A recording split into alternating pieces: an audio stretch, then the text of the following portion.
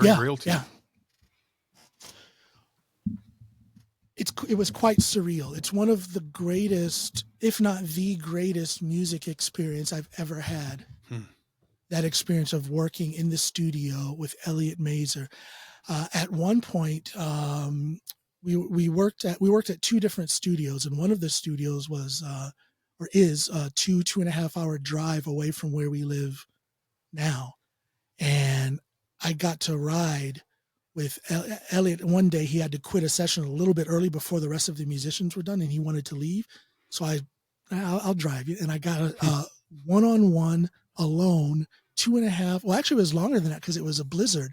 I bet we were in the car for about 3.5 hours, just me and Elliot Mazer talking about music, for God's sakes. Wow. Can you believe it? I mean, I still can't believe that. I still can't believe that. Just talking about music, and to listen to this guy actually give me feedback on my lyrics that I provided for that, for those songs that we were working on. It was quite the confidence booster. Yeah, I'll take that experience around with me for the rest of my life. It was very, very inspirational. But then there's another side of it where they always say, you never want to meet your heroes. I keep hearing that, but I've met a lot of my heroes, and I haven't been disappointed yet. Well, I won't say that I'm disappointed, because Elliot Mazer, he was quite famous, of course, but he was still just a human. Now, while he was very kind to me and very giving and full of feedback to me, he was extremely short and harsh with some of the people around me. And it was just like, okay, is this that Hollywood attitude thing that's coming out? I don't know what that situation was all about, but I have to be honest and say that I felt a little bit of disappointment that he was so harsh with most of the other people around in that situation. He was nothing but kind to me. And I appreciate that, and I'll take that with me for the rest of my life. But he was a tough guy. He was very tough. I got a question about feedback then for you, like very specifically. Yes. I'm guessing genius producer, he's very good at giving feedback. How did he give you feedback? How does it differ from the way most people would give it? I guess it differed in that he was the source that he was. Right. When my wife tells me, "Oh, that's a nice song, sweetheart," sing it again.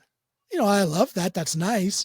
But I was there when our children were babies, and she was singing bedtime songs to them, and it's like, she doesn't know much about music. So I have to consider the source. That's fair. So to get straightforward feedback from, I remember once. Now, like I said, Elliot was very harsh with the people around, and actually it was quite hurtful, because these people were my friends. They're grown men and they can handle themselves, but it hurt me to see them being kind of mistreated by Elliot. So we were in the studio and we were recording one of the songs that I had written, but the band wasn't really getting it. They weren't satisfied with their recording. Elliot wasn't satisfied either.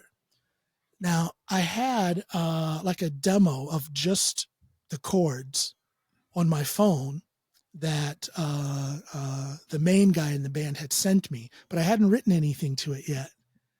So when we had a break, I actually sat there in the control room in the studio and wrote all of the lyrics for that song. Okay. After the break, they started to tackle that song, and Elliot was sitting there reading the lyrics, and the lyrics were kind of about how Elliot was being a little bit of a prick, but how my friends were kind of standing on their, standing solid on their feet and holding on to who they are as musicians and not giving up. There's a lot of paraphrasing here, and you would have to hear the song